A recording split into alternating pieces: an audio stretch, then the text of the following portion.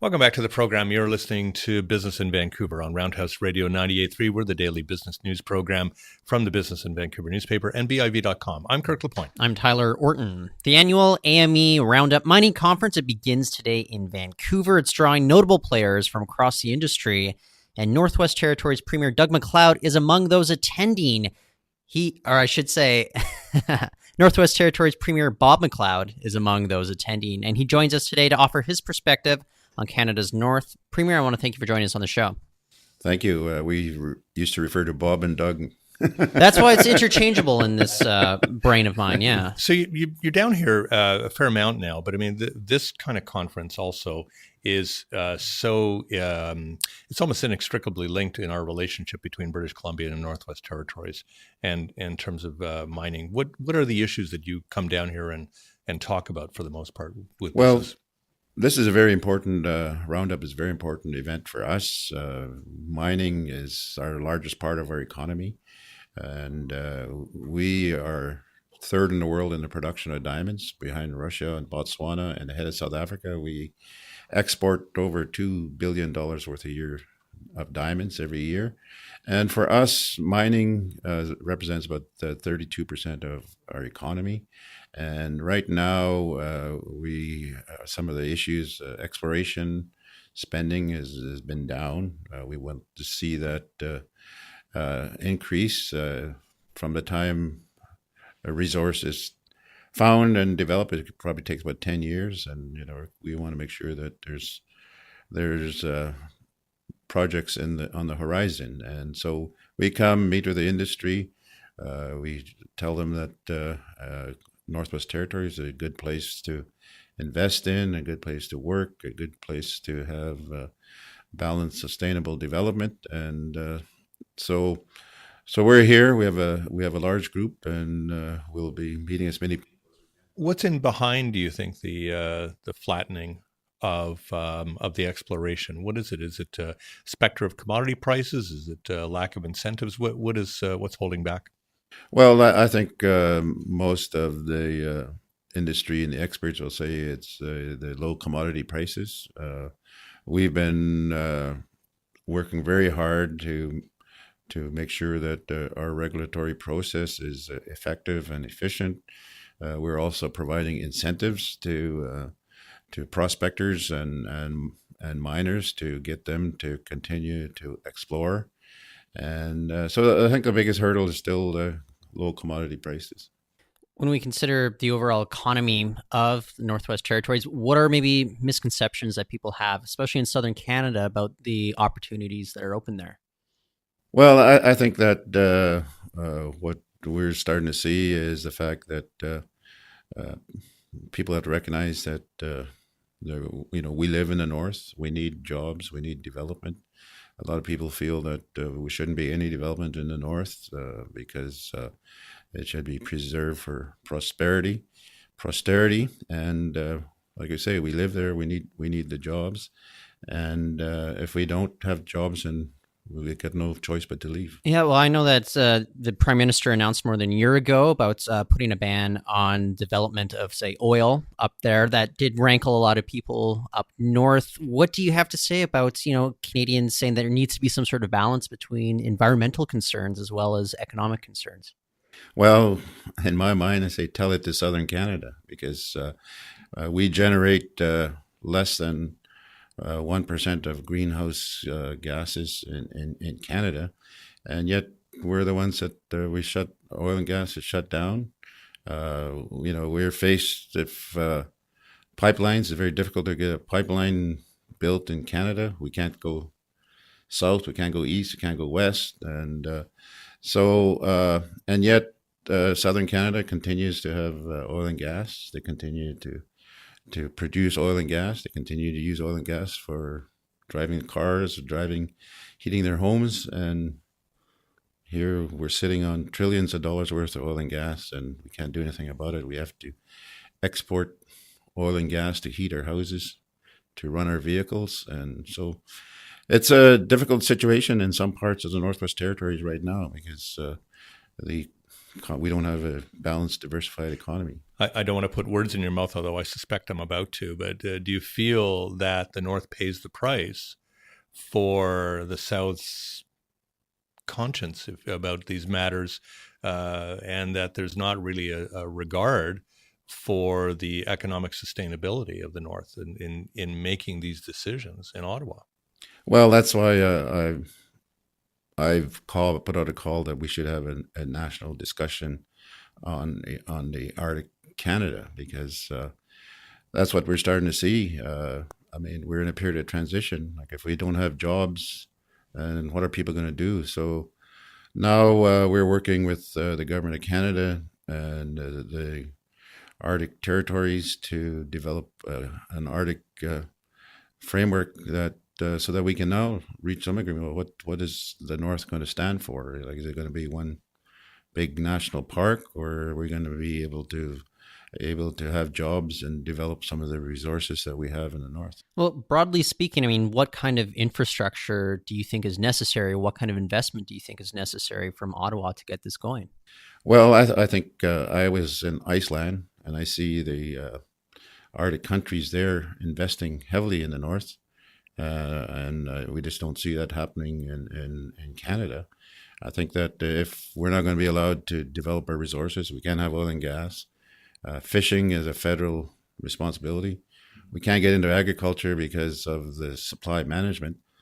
So, I mean, everywhere we turn, so what it's going to need is we're going to need the federal government to invest heavily in infrastructure. I think So we there have needs to to move. be an offset of some sort if there's going to be things like moratorium on projects like this, that there has to be something that replaces it. That's right. I Yeah. mean, you don't announce a moratorium without an accompanying economic development strategy, and that's exactly what happened here, where they said, okay, well, we're going to shut everything down, and you guys won't notice it because there's nothing happening anyways. But I mean, we need a economic development strategy so that if we're going to transform our economy, so that we're moving away from oil and gas, well, what is there after that? Like, we say, okay, well, then let's have a knowledge economy. Maybe have some. Why can't we have manufacturing plants like in Ontario, or we need maybe a university or something, or those kinds of things. Well, those kinds of things still need, say, the infrastructure requirements, just getting like roads built, getting train access, et cetera, like those kinds of big investments still. Oh, for sure. I mean, like, majority of communities in the North are only accessible by air or by water in the summertime. Speaking of which, though, I mean, we do have climate change impacting possible trade routes. We're talking about maybe, say, Northwest Passage, for example. Is that being seriously considered about kind of the future with regards to maybe future ports that could exist there?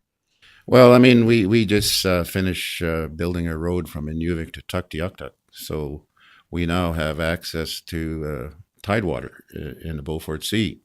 And we're seeing cruise ships cruising by every summer, going up and down the Northwest Passage. So, I mean, the Beaufort Sea used to be ice-free 6 weeks a year. Now it's probably open like 20 weeks a year, and it's going to be open even longer with the way climate change is going. And as I said, we have to look at all our options. I think oil and gas, obviously, is still... we may need innovation or something to help us deal with it, but at the least we should be looking at using some of our own resources to heat our houses or even to generate power. Where right now we got to export. We're hauling LNG from Delta, BC to Inuvik, for example, by truck. You hearkened earlier to the fact that you've called on the government to have essentially a discussion, a national conversation about the Arctic. And I know that our former Prime Minister, Stephen Harper, took what I thought was a very different approach to the Arctic, I mean, to Canada's North in general. What have you seen out of Justin Trudeau in the first couple of years of his own mandate in terms of what he's put as a priority there? And what would you like to see him emphasize differently? Well, I think that we're in a period of transition.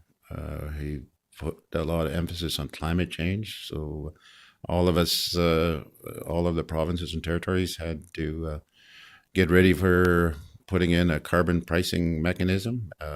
or else it was going to be imposed on us. So Right. Yep. obviously, we preferred to develop our own.